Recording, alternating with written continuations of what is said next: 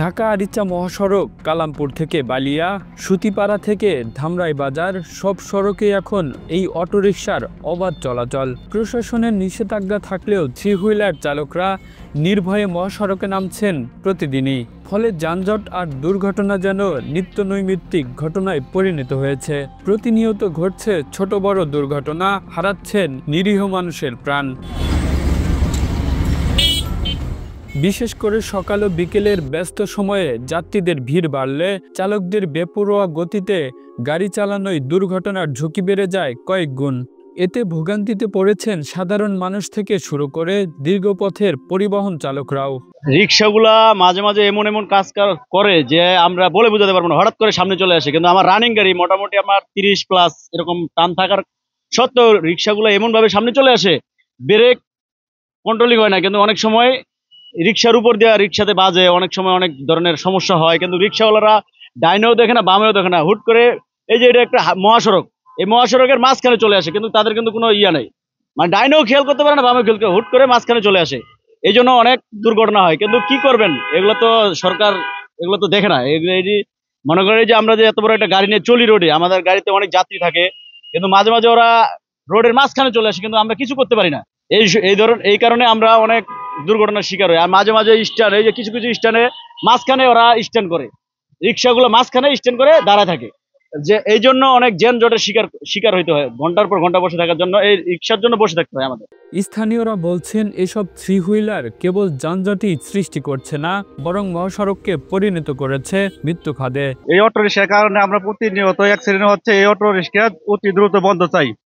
মহাসড়ক, ঢাকা আরিচা মহাসড়কে যে সকল থ্রি হুইলার যানবাহনগুলো চলছে, এগুলো এমন একটি পরিস্থিতি এখন ক্যান্সার রোগে আক্রান্তর মতো, যে প্রতিনিয়ত কিন্তু বেড়ে যাচ্ছে, এটার কোনো চিকিৎসা হচ্ছে না।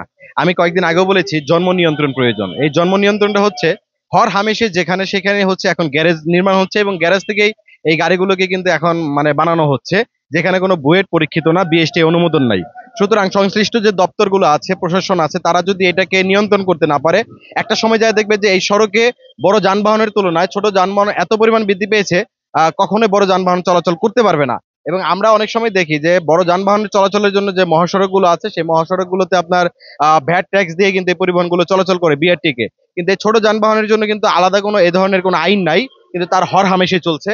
এবং আইনের কথা যদি বলেন, আইনটা শুধু কাগজে এবং কলমের মধ্যে আছে সীমাবদ্ধ, আইনের কোনো প্রয়োগ নাই। আর এর মধ্যে অন্যতম কারণ হচ্ছে রাজনীতির সদিচ্ছার অভাব, জনপ্রতিনিধি যারা ছিল বা আছে তাদের, এবং প্রশাসনের অবহেলা উদাসীনের ফল। আমরা চাই সড়কে এই ধরনের আইনটাকে কঠোরভাবে প্রয়োগ করা, যাতে দুর্ঘটনাটা কমে আসে, সড়কে বিশৃঙ্খলা কমে আসে। আর জনসাধারণের জন্য আমরা একটি আহ্বান জানাবো যে আপনি নিজে যদি সচেতন থাকেন, এই যানবাহন নিয়ে মহাসড়কে উঠবেন না, তাহলে কিন্তু একটি সমস্যা নিরসন হবে। কেউ কেউ বলছেন প্রশাসনের উদাসীনতার সুযোগেই এই অটোরিকশা চালকরা দিন দিন আরও বেপরোয়া হয়ে উঠেছেন।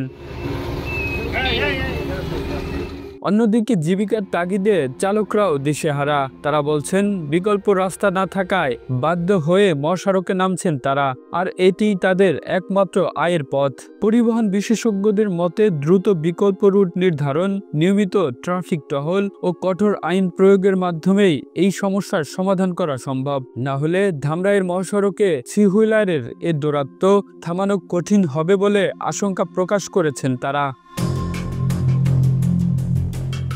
Kamrul Islam, Asian television.